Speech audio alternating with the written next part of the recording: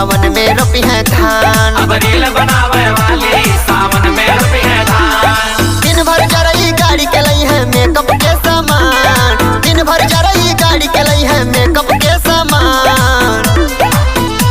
हाई video बनावे वाली सावन में रोपी है धान। अब रील बनावे वाली सावन में रोपी है धान। हाँ रील बनावे वाली सावन में रोपी है धान। अब रील बनावे वाली सावन में रोपी है धान।